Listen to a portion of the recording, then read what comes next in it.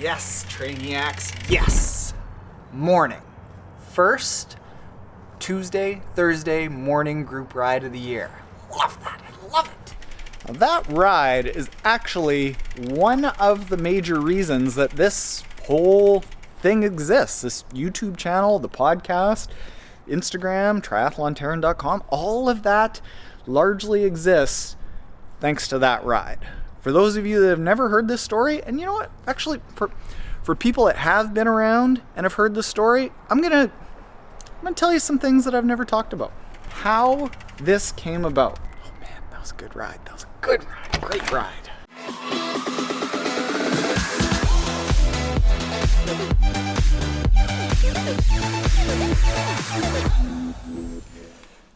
So, Trainiacs, here I am.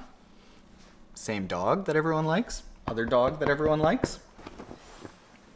New hoodie. I don't know if you noticed this, but I got this new Lululemon hoodie, and it's replaced black hoodie. Do you remember black hoodie? Show black hoodie. I like black hoodie. I accidentally threw out black hoodie. I should have just demoted black hoodie to like round the house hoodie. Amateur hour.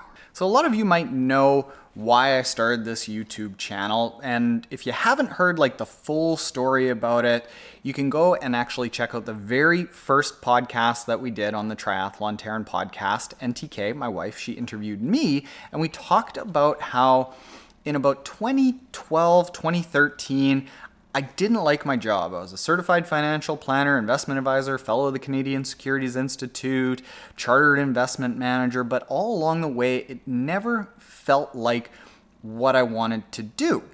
It felt like I was moving numbers from one side of the screen to the other and like being a professional paperwork filler outer.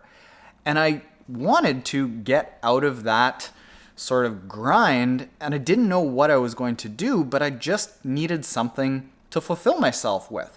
And what I started thinking about was, what did I like doing the most?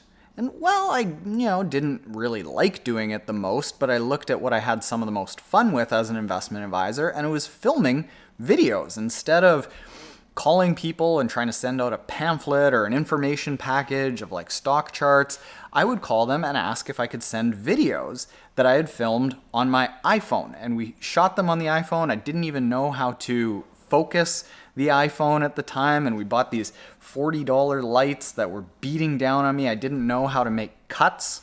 Like, you know, a cut, like make cuts, right? This, like cuts, you know how cuts work? Cuts, jump cut, all kinds of cuts. So I had to film these 2 to 3 minute videos, one take, no mistakes, and it would take about an hour to 2 hours per video.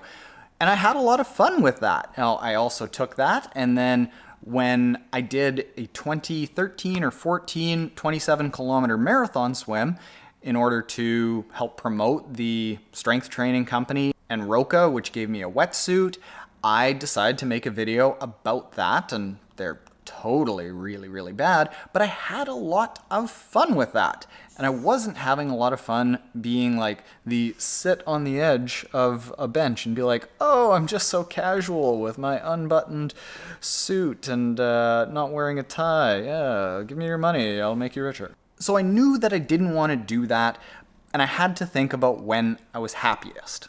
And when I was happiest was when I was pushing myself in these Tuesday, Thursday morning, 5:45 a.m., 20 to 30 people trying to rip each other's legs off, bleeding eyeballs, screaming on the edge of your handlebars, I don't want to. But that's when I felt alive.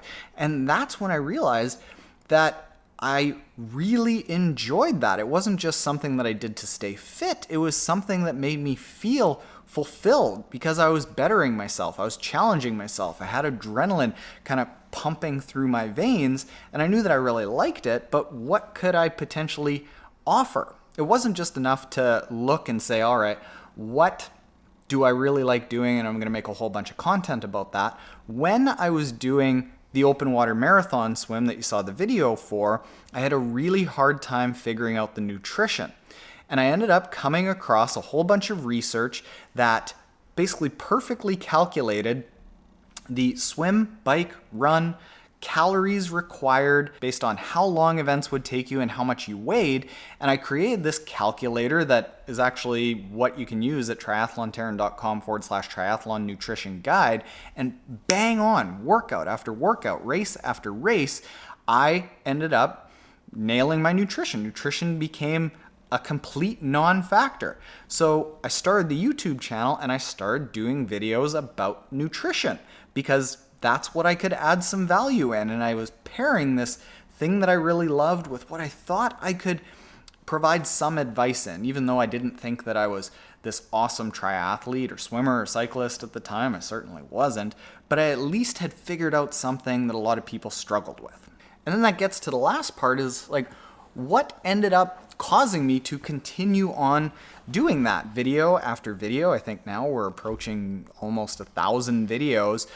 A lot of people like triathlon. A lot of people like starting a podcast. A lot of people like the idea of doing some YouTube videos, but never break out. And I think that one of the things that set me apart is that I never looked at it as following a passion and just casting everything aside and stopping my job and not actually doing anything besides YouTube and a podcast and having to make a living off of it. I always had something off to the side that allowed me to keep going.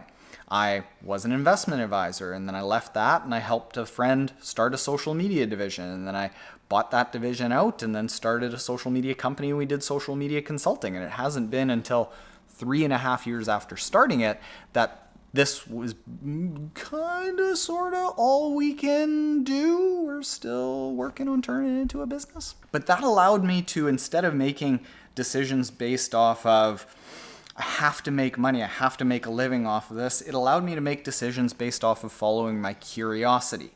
And I think that following your passion, it places so much emphasis and importance on, well, A, you've got to find your passion. What are you like just crazy passionate about, and so passionate about that you would cast everything aside and take all these risks? Nobody will end up doing that because it's too big a leap to jump off of that cliff without a parachute and hope that you can learn how to fly on the way down. But instead, what I did is, because I had all of these other jobs, instead I just followed my curiosity. I wanted to learn the next video editing technique, so I did that. I wanted to learn what would happen if we made a daily video, so I did that. I wanted to learn what would happen if we started a podcast, so we tried that. I wanted to learn what would happen if we started putting out free downloads for people to access at triathlontaren.com/free resources, so we did that. And the following the curiosity, it felt like I was making gains. It felt like I was always learning something, so progress felt like it was happening.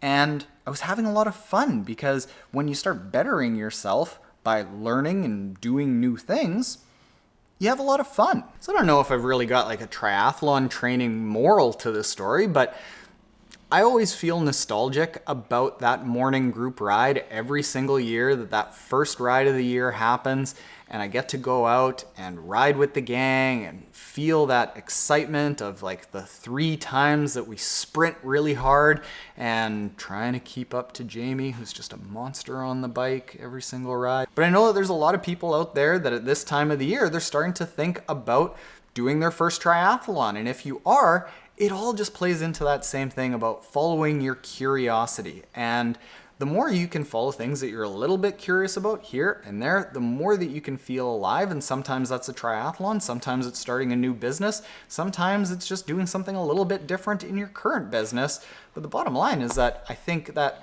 for people to feel really fulfilled, they got to grow. So instead of placing all of this focus on following your passion, just follow what you're curious about. And hit the subscribe button below, because these guys, they don't get fed. That's why they sleep all the time, because they don't get fed. They don't have the energy to be awake. So hit the subscribe button below. Later, Trainiacs.